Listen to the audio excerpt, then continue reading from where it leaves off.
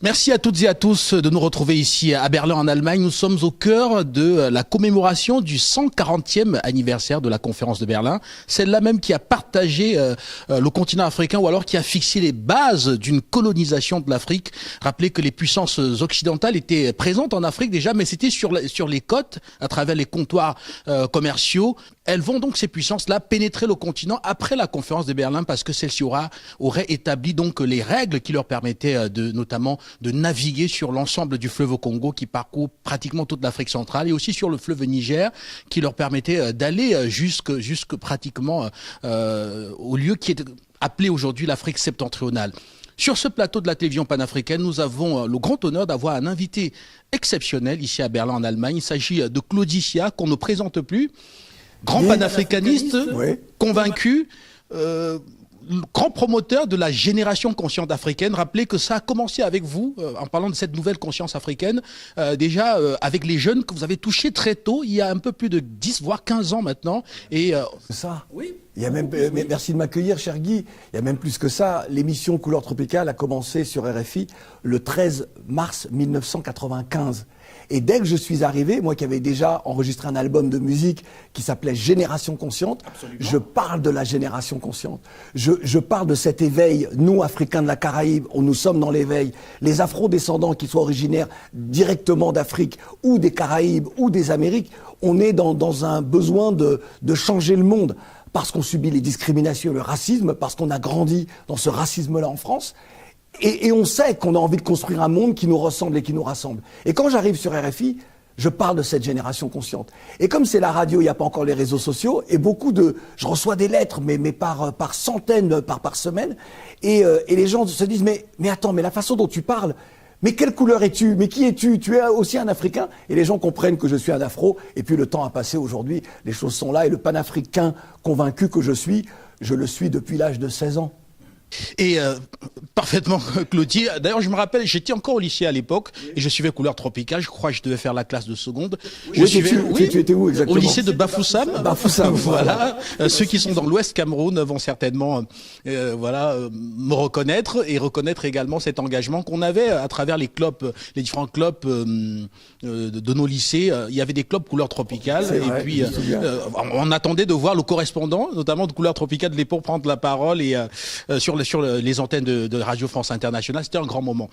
Mais je voudrais qu'on laisse un peu tout cela de côté, pas pour oublier en tout cas, pour rentrer dans ce qui nous réunit ici à Berlin. On est à un moment assez inédit de l'histoire du continent africain. On a un pays, l'Allemagne, qui fut une puissance coloniale, qui a décidé de tout mettre à plat, notamment à travers la fondation KfW. KfW, c'est cette banque de développement allemande qui est bien présente sur le continent africain et qui a décidé, de donner la possibilité d'un symposium ici à Berlin à l'occasion du 140e anniversaire donc de la conférence de Berlin, permettre que l'on puisse creuser déjà tout ce qu'on peut retenir aujourd'hui comme conséquence de cette conférence de Berlin sur le développement de l'Afrique, sur l'écriture même du droit international concernant l'Afrique, et que l'on puisse ensemble se projeter sur comment est-ce qu'on pourrait bâtir un avenir qui soit un avenir, pourquoi pas nouveau, parce que le passé a été un peu chaotique, comme on l'a vu avec l'Europe. Comment bâtir un avenir avec l'Europe demain qui puisse être un avenir entre deux bons voisins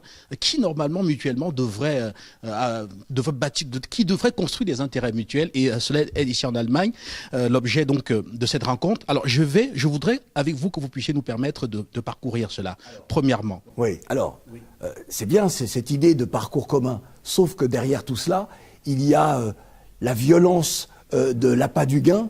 C'est-à-dire à quel moment l'Europe, donc les pays, les puissances européennes et les États-Unis, et, beaucoup l'oublient, les multinationales de ces pays-là se réunissent pour commettre un braquage. Parce que c'est bien ça. C'est comme des malfaiteurs qui sont réunis et qui décident que, t'as vu, il y a une banque à braquer, cette banque-là, elle s'appelle Afrique. Il y a des employés, il y a des personnes qui y vivent, il y a des populations, qu'importe, ces villas ne coûtent rien, ne sont rien, parce que nous sommes Européens, nous détenons, nous sommes encore dans les premières décennies de la révolution industrielle, et c'est nous qui décidons le monde et qui pensons le monde. C'est ce qui s'est passé à Berlin. Alors, pour refaire un peu d'histoire, parce que c'est vrai que c'est très important de dire que l'Allemagne fait ce que d'autres pays européens ne sont pas capables de faire. Il ne faut pas oublier que l'Allemagne perd ses possessions d'Afrique après la Première Guerre mondiale occidentale. Parce qu'elle est défaite sur le champ de bataille, et donc la Namibie, le Togo, le Cameroun sont partagés entre les vainqueurs de la guerre, de cette première guerre-là. L'Allemagne a déjà commis un véritable génocide en Namibie contre les peuples Herero et Nama, puisqu'ils les ont exterminés. J'ai presque envie de dire que c'est une répétition de ce qui se passera quelques décennies plus tard, lorsque les Juifs, les Tziganes, les homosexuels, les Métis, les Noirs se retrouveront dans les camps de concentration. Ils seront exterminés dans les camps de concentration. Donc on a un pays qui peut-être parce qu'il a su regarder son passé génocidaire envers le peuple juif, et pas seulement, je l'ai cité tout à l'heure, il est capable de se dire il faut regarder l'ensemble de notre passé. Et ce passé colonial-là, si nous voulons avoir un autre rapport avec l'Afrique, avec l'ensemble de ce continent-là, eh bien il faut l'autopsier. Il ne faut pas avoir peur de ce devoir de mémoire, mais j'ai envie de dire de devoir d'inventaire. Et l'Allemagne est capable de ça. Et pourtant l'Allemagne, comme d'autres pays d'Europe, est en proie à ce repli identitaire, à cette extrême droitisation de sa politique, et pourtant elle va quand même sur ce terrain-là. Et donc c'est à saluer. C'est à saluer. Merci Claudie. Alors je voudrais que nous puissions maintenant déjà voir réellement quelles auront été les conséquences encore visibles, pourquoi pas, de cette conférence de Berlin sur l'Afrique. Alors, je vais commencer par une petite lecture que j'ai fait moi-même au niveau de la rédaction d'Afrique Média.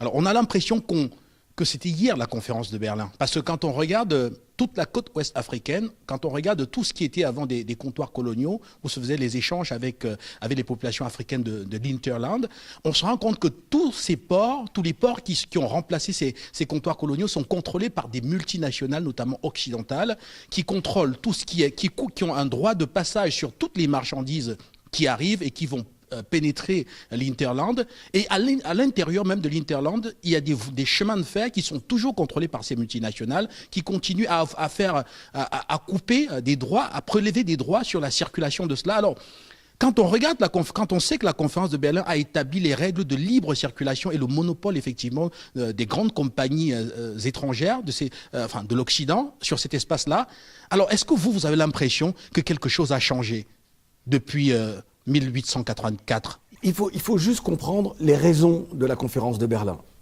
Puisque les puissances européennes sont présentes depuis presque 2 siècles, puisqu'il y a eu les déportations d'Africains pour être esclaves dans l'océan Indien, dans les Caraïbes et dans les Amériques. Donc les comptoirs sont là, des comptoirs, j'ai même envie de dire de véritables forts, dont les canons ne sont pas tournés vers la mer, mais vers l'intérieur, l'Hinterland. Et les raisons de cette réunion-là, c'est pour mettre fin aux querelles entre les puissances européennes et permettre le commerce. Pourquoi ? Parce que, et je vais vous donner un exemple très concret, celui du royaume d'Abomey. Le royaume d'Abomey, face à l'appétit français, résiste militairement. Il met même, souvent dans certaines batailles, il met en pièces les corps expéditionnaires français. Et donc, pourquoi ? Parce qu'ils ont à la fois la puissance, l'organisation des corps d'armée, mais ils ont également, il y a un deal avec les Allemands, et les Allemands leur livrent des armes et des munitions. À la conférence de Berlin, les Français et les Allemands se mettent d'accord pour qu'il n'y ait plus, justement, je résume pour que ce soit compréhensible pour celles et ceux qui nous regardent, pour qu'il n'y ait plus ces livraisons d'armes. C'est à ce moment-là que les premières défaites du royaume d'Abomey se font jour, et que donc le royaume d'Abomey, de Béhanzin, eh bien, est obligé de capituler. Il est écrasé militairement par les Français. Donc ce moment-là de la conférence de Berlin, c'est vraiment un moment où, je parlais tout à l'heure de braqueurs, mais où il faut arriver à se mettre d'accord parce que, pourquoi ? Il ne faut jamais oublier que l'esclavage a développé le racisme.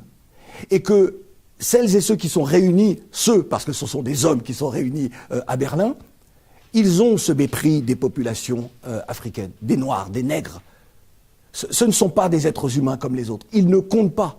Même s'il y avait eu un représentant des États-Unis qui disait il faut quand même discuter avec avec les peuples d'Afrique, avec leurs représentants pour voir comment est-ce que l'on peut négocier. C'est un représentant américain qui n'a pas été écouté parce que ce ne sont que des nègres et ce territoire-là, il est à nous. Nous avons, alors là les Français, mais pas que les Français, les Anglais aussi étaient dans cette idée d'œuvre civilisatrice. On va civiliser. En réalité, il n'y avait aucune civilisation. C'était un prétexte pour l'opinion publique européenne. Non, non, non, on ne va pas tuer ces gens-là. On va les civiliser. On va les christianiser. C'était ça l'idée.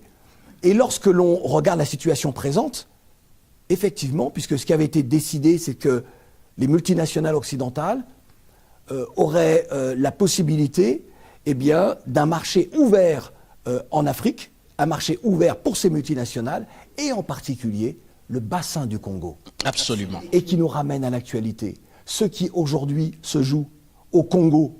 Alors beaucoup disent à l'est du Congo. Il faut qu'on arrête de dire à l'est du Congo parce que c'est au Congo, très clairement. Ceux qui à Kinshasa parlent de l'est du Congo, ça veut tout simplement dire que c'est tellement loin de Kinshasa, on se demande est-ce que c'est vraiment la RDC. Ce qui se joue à l'est, là, n'est ni plus ni moins qu'une des conséquences de la conférence de Berlin. Le pillage des matières premières, ces matières premières mises sur les marchés internationaux, c'est la conférence de Berlin. Absolument. Alors, quand on regarde, je vais un peu revenir avec ma question, peut-être encore sous une autre forme.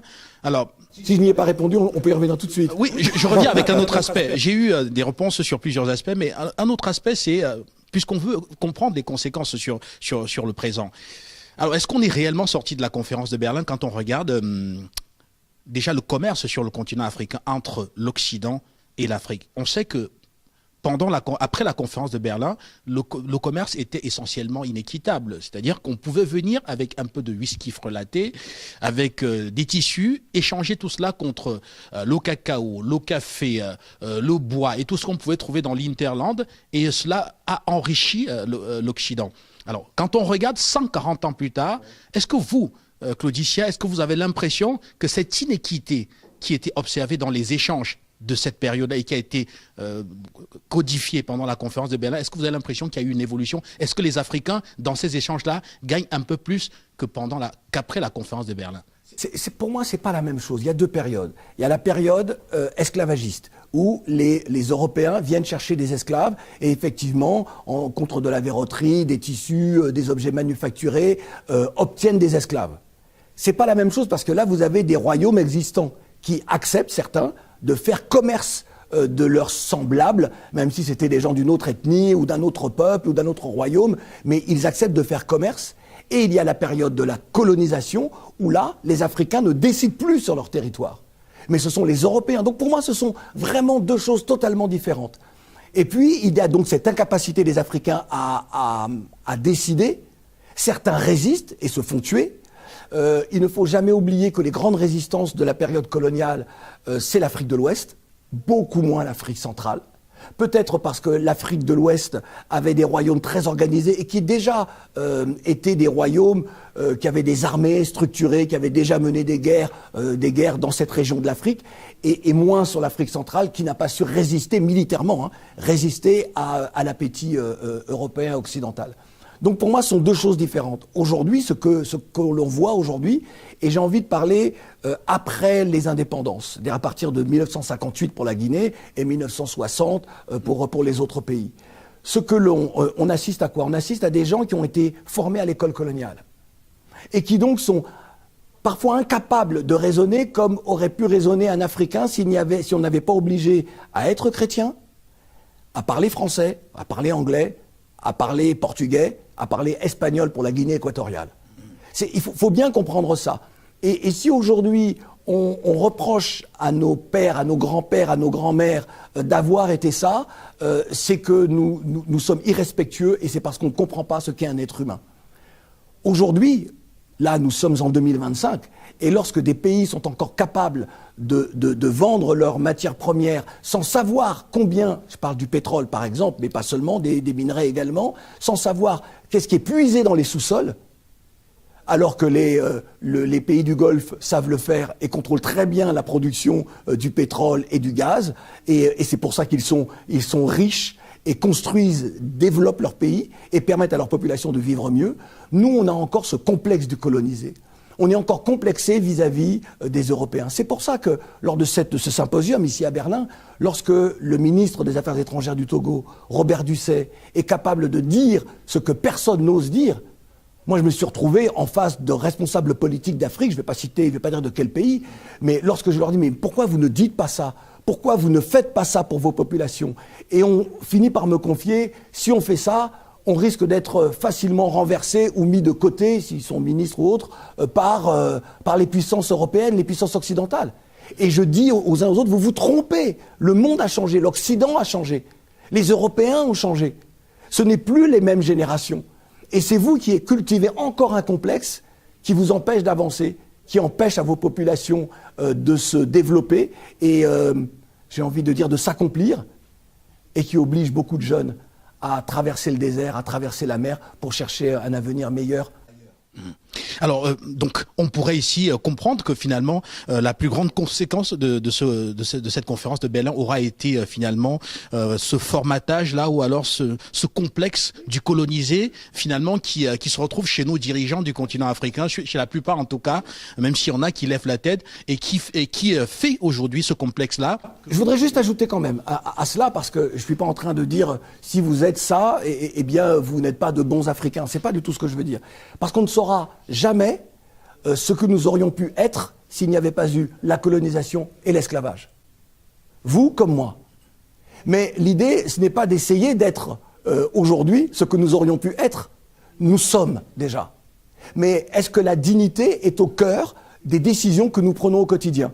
Pour les membres de notre famille, pour notre village, pour notre ville, pour notre pays, lorsque l'on préside aux destinées du pays, ou lorsque l'on est responsable politique, hein, dans l'opposition ou pas d'ailleurs, hein, ou lorsque l'on est un grand capitaine d'industrie. Est-ce que nous sommes toujours muets par cette idée de courber les chines devant l'européen et devant l'occidental ? Ou est-ce que nous sommes capables de regarder l'occidental dans les yeux en lui disant « mon bénéfice et celui de mon peuple, c'est d'agir de telle façon ». On collabore ou on ne collabore pas ? Et beaucoup de gens sont encore aujourd'hui incapables de cela. Et c'est pour ça qu'on vit une époque, à mon avis, on vit une époque formidable. On vit une époque d'explosion des revendications, parfois avec violence, mais toujours avec détermination et avec sincérité. On est dans une période où parfois les mots sont très durs. Les mots sont très durs de la part de panafricains, de panafricaines, et qui, presque leurs propos, leurs postures, ce sont des crachats au visage de celles et ceux qui nous manquent de respect. Et d'autres sont beaucoup plus diplomates dans leurs propos. Mais il faut les deux, il faut tout ça, justement, pour gagner le monde, pour créer un monde qui nous ressemble, nous, Afro, et qui nous rassemble. Il faut cette diversité-là, à la fois d'opinion, mais en allant toujours dans le même sens, c'est-à-dire que c'est l'avenir de nos enfants, parce que nous sommes déjà, nous, des générations sacrifiées. Mais l'avenir de nos enfants et l'avenir du monde. Alors, pour sortir de cette première partie qui est concentrée sur les conséquences de cette conférence de Berlin, alors quelle est, à part ce que vous venez de citer, quelle est pour vous la conséquence qui serait la plus grave et qui aurait des répercussions assez, je vais dire, pourquoi pas catastrophiques sur l'état actuel du continent? L'éducation. L'éducation, et ça commence par les manuels scolaires. Lorsque vous avez, en Afrique francophone ou anglophone, des manuels scolaires qui souvent commencent à la colonisation, vous créez des imaginaires chez les jeunes, des imaginaires faux et des imaginaires de soumission. C'est-à-dire que comment un livre d'histoire au Cameroun, au Tchad, en Côte d'Ivoire, ne peut-il pas commencer plusieurs siècles avant la colonisation ? Dire que la colonisation a été un épisode tragique de notre histoire, qui nous a fait changer de monde, qui fait qu'aujourd'hui, pour se comprendre, vous et moi, on se parle en français, mais qu'importe, on est capable de se parler en français et d'être nous-mêmes. On est capable d'enseigner à nos enfants ce qui les rendra fiers de ce qu'ils sont, et non pas en se disant ils ne vont voir le monde, comprendre le monde et se comprendre eux-mêmes qu'à travers une histoire écrite par d'autres. Comment des manuels scolaires peuvent être édités par des maisons d'édition des anciennes puissances coloniales? Comment voulez-vous construire des esprits forts et digne comme cela.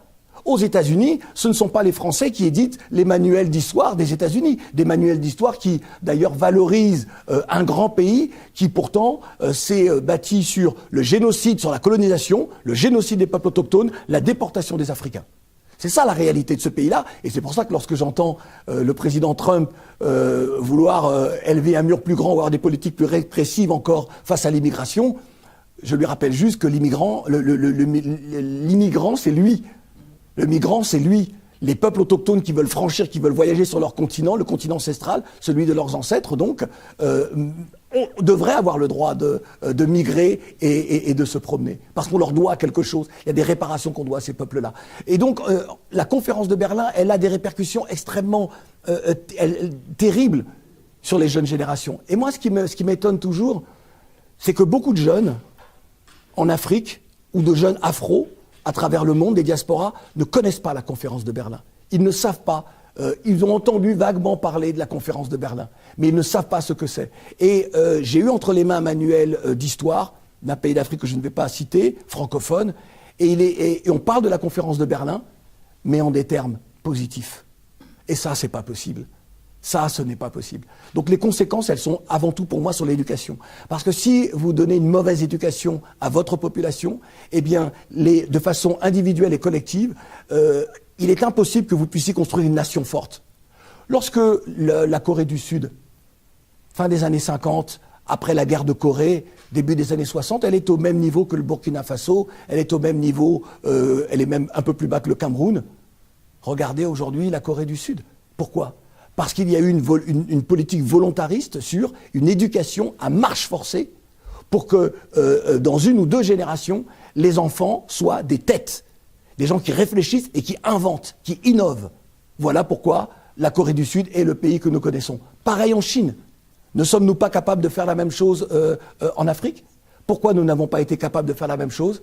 Tout simplement parce que nous avons encore ce complexe de coloniser. Lorsque je vois que dans certains pays anglophones, les magistrats portent encore ces perruques du XVIe siècle, les perruques comme en Angleterre. Mais vous vous dites, mais c'est jusqu'à quand allons-nous singer les autres ?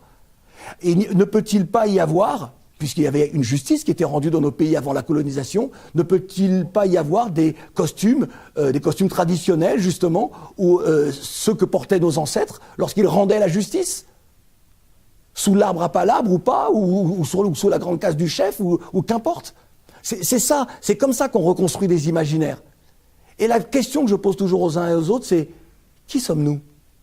Qui sommes-nous au regard de ce que l'on vient de dire, au regard de l'histoire, au regard de religions qui sont souvent des religions importées ou pas ? Moi, je suis pas moi, je suis un respectueux des croyants, tous les croyants de toutes les religions, parce que ça relève de l'intime. Mais qui sommes-nous ? Dans ce monde qui a été façonné par d'autres, dans lequel nous sommes et dans lequel nous cherchons notre dignité. Alors que pourtant, notre dignité, elle est en nous. À nous d'aller la faire jaillir. Qui sommes-nous dans ce monde-là ? Et lorsque les uns et les autres auront répondu à cette question-là, ils commenceront à comprendre le monde dans lequel ils sont et le monde qui les attend s'ils sont capables de le construire. Merci Claudie. Et d'ailleurs le professeur Robert Ducet tout à l'heure, qui évoquant Emmanuel Kant, même s'il a cité aussi beaucoup de penseurs africains, a tenu à dire, également à poser cette question. On ne peut pas évoluer, on ne peut pas exister et évoluer si on ne sait pas déjà qui nous sommes. Absolument. Alors maintenant, pour terminer, comment est-ce que vous entrevoyez un avenir, ou alors l'avenir entre l'Afrique et l'Europe après ces années de colonisation, avec tout ce qui se passe aujourd'hui? Pensez-vous qu'on soit encore capable, entre Africains et Européens, de bâtir un avenir? Le professeur Ducet pense que si on fait preuve de sincérité, on pourrait en définir, sur la base de cette sincérité-là, un avenir radieux pour les uns et les autres. Vous, qu'en pensez-vous? Le professeur Ducet a raison de dire ça. C'est un diplomate. Il a une vision pour son pays et pour l'Afrique en général et les afro-descendants. Il y a une période là, moi qui suis français et qui vis en France, que l'Europe de l'Ouest est en train de vivre. J'ai même envie de dire de subir, mais eux pensent que tout est normal. C'est ce repli identitaire dont je parlais. Cette extrême droitisation de la politique française. Les responsables politiques aujourd'hui au sein du gouvernement français sont capables d'avoir des propos d'un racisme qui nous ramène à la conférence de Berlin, qui nous ramène à l'époque de l'esclavage. Et quand vous comprenez ça, ce ne sont pas que des gens dans l'opposition, c'est vraiment une politique gouvernementale aujourd'hui. Cela veut dire que vous vous acheminez vers des dizaines d'années où des responsables politiques auront cette posture-là. Ils vont marginaliser encore un petit peu plus celles et ceux que l'on appelle des Français issus de la diversité ou issus des minorités. Et l'être humain est capable de tout. L'histoire nous l'a enseigné. Et il n'est pas impossible qu'il y ait, au-delà de pogroms sociaux, mais qu'il y ait également des crimes commis, des crimes isolés, ou peut-être des crimes de masse. L'Europe, là, est prête à ça. Elle n'a... La dernière guerre que j'ai envie de dire, sur le sol français, c'est 39-45, la Seconde Guerre mondiale occidentale, parce que la guerre d'Algérie était un petit peu loin pour les Français. Et on a le sentiment qu'il y a une génération qui ne comprend pas quels sont les affres de la guerre. Il est facile de déclencher une guerre, il est plus difficile de l'arrêter. Lorsque vous entendez les responsables politiques français sur, normalement, ce qui n'aurait dû être qu'un conflit ou en tout cas quelques divergences diplomatiques entre la France et l'Algérie, lorsque vous entendez les responsables politiques s'en prendre à l'Algérie de cette façon-là, c'est parce qu'il y a une revanche à prendre sur cette guerre d'Algérie qui a été perdue par la France. Et que c'est un passé qui n'est pas passé justement chez certains d'entre eux. Et parce qu'il y a ce racisme-là envers les Algériens de France. Et parce qu'il y a encore des comptes à régler. Il y a le même ressentiment envers les Africains, envers les Noirs de France. Ce racisme-là, il est réel et il va se développer. Donc avant qu'il y ait entre l'Afrique et l'Europe une réconciliation ou un partenariat qui se voudrait gagnant-gagnant, respectueux, un respect mutuel, il va falloir que l'Afrique assiste à ce que moi j'appelle un effondrement politique, spirituel de la France, des pays d'Europe de l'Ouest. L'extrême droite prendra le pouvoir en France, c'est une évidence. J'ai même envie de dire qu'elle est déjà presque au pouvoir en France. Et je ne sais pas comment l'Afrique va pouvoir, les pays d'Afrique vont-ils pouvoir négocier, travailler avec des pouvoirs d'extrême droite, dont on sait que sur nous, ils n'ont qu'un regard de racisme. Alors le pragmatisme va les obliger à travailler, à faire du business. Mais peut-être que ça peut nous aider, nous, à accélérer notre émancipation et à comprendre réellement ce qu'est ce monde. Merci Claudicia, merci à vous d'avoir marqué cet arrêt du plateau de la télévision panafricaine ici à Berlin. Guy, je vais profiter oui, allez-y. De ton plateau. Allez, tu es plus jeune que moi, je te merci, oui. Merci. Et pour dire que nous sommes en train, nous, de nous organiser en Europe pour créer un mouvement citoyen des Afro-Européens, ça commencera par la France, qui en réalité sera un parti politique, pour présenter des femmes et des hommes à différents scrutins, municipaux, législatifs et présidentiels. On n'a pas d'autre choix, parce que beaucoup d'Afro en Europe n'ont pas le mythe du retour sur le continent ou le mythe du retour dans les Caraïbes, ont décidé que la France était leur pays, la Belgique était leur pays, l'Allemagne était leur pays, et ils resteront là. Et face au racisme, à tout ce que je disais, il faut que l'on s'organise. Ils doivent impérativement s'organiser, parce que aujourd'hui ça devient... c'est hyper politique. Et donc, il ne faudrait plus être uniquement dans les mouvements de conscience, de sensibilisation. Il est question d'avoir une partie, même si qu'elle soit aussi petite que soit-elle, une partie du pouvoir, pour être capable. Et ni dans les mouvements antiracistes. Moi, je dis toujours, celui qui va chez le médecin, c'est celui qui est malade. Le racisme, c'est une maladie, c'est une pathologie. Donc, moi, j'ai pas à rentrer dans les combats antiracistes. En tout cas, plus aujourd'hui. Parfaitement. Merci à vous, Claudicia. On suivra de très près, effectivement, ce nouvel engagement. Et bien sûr, on va relayer du mieux qu'on pourra afin... Ce sera Génération Consciente. Le mouvement s'appellera Génération Consciente. Absolument. On ne change pas le label gagnant. Non. Voilà. Merci aux téléspectateurs de la télévision panafricaine. Nous restons ici à Berlin et nous allons continuer à discuter avec des invités spéciaux pour tenter de comprendre déjà quelles auront été les conséquences de cette conférence de Berlin sur le développement de l'Afrique et surtout sur comment est-ce qu'on pourrait entrevoir l'avenir avec l'Europe très prochainement ou alors dans le futur. À très bientôt.